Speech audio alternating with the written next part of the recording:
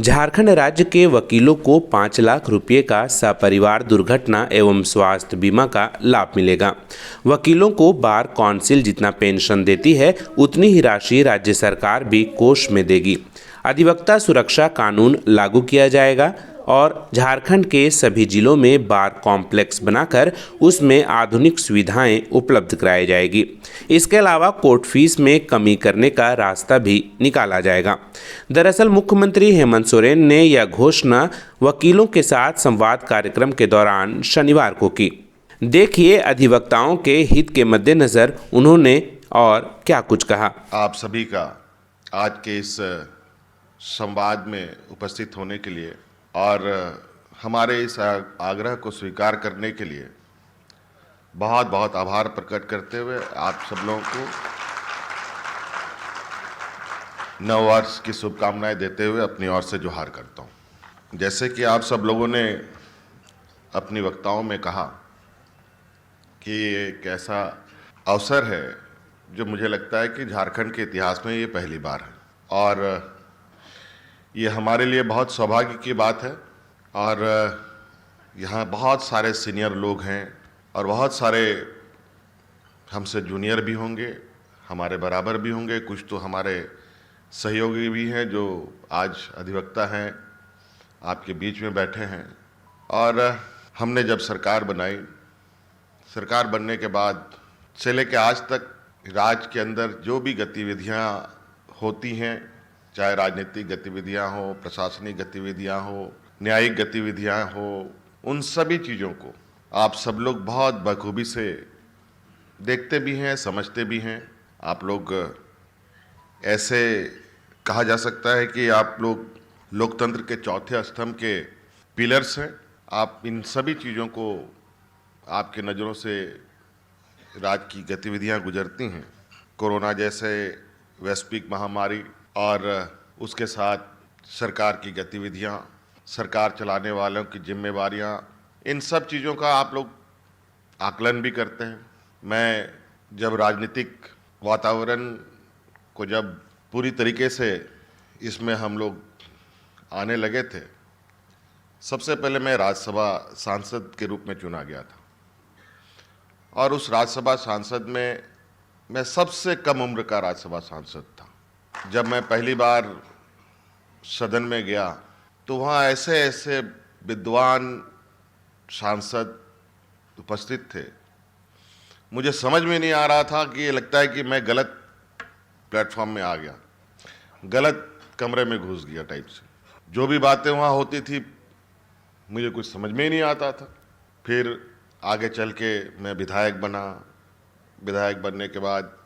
मंत्री भी बना, उप मुख्यमंत्री के रूप में भी रहा, मुख्यमंत्री के रूप में भी रहा और लीडर ऑफ अपोजिशन भी रहा, पुनः आज मुख्यमंत्री के रूप में हूँ। नोटरी को भी लेकर के अधिवक्ता की तरफ से बात आई है। मैं सबको आश्वस्त करता हूँ, वहाँ जो आप नोटरी में प्राथमिकता देने की बात है वो भी, उस पर भी हम विचार करेंगे और बहुत जल्द इसके लिए सरकार विज्ञापन भी निकालेगी और प्राथमिकता के आधार पर उनको नोटरी पब्लिक का परमिशन भी दिया जाएगा। और साथ साथ में आप लोगों की लाइब्रेरी की भी बात है। आप लोगों के बैठने का जो वहाँ पर न्यायालयों में है, बहुत आप सब लोग अलग अलग तरीके से बातें रखेंगे तो बड़ा अजीब तरीके की चीज़ें आ जाएंगी। इसका एक स्टैंडर्ड मापदंड के साथ आने वाला समय में एक योजनाबद्ध तरीके से हर न्यायालय में वकीलों के लिए और महिला वकीलों के लिए बैठने की व्यवस्था, शौचालय की व्यवस्था, लाइब्रेरी की व्यवस्था, बिजली की व्यवस्था, सुसज्जित एक व्यवस्था हम लोग आप लोगों के लिए करने के लिए हम लोगों ने सोच रखा है। और आज के दिन में जिस तरीके से देश के राज्यों के विभिन्न हाई कोर्टों के कोर्ट में नए नए जो जजमेंट्स आ रहे हैं, बहुत अच्छे अच्छे निर्णय भी आ रहे हैं, उन सब का भी आप कैसे उससे अपडेट रहें, कैसे आप सब लोग जुड़े रहें, चाहे वो हाई कोर्ट के हों, चाहे वो लोअर के कोर्ट के हों,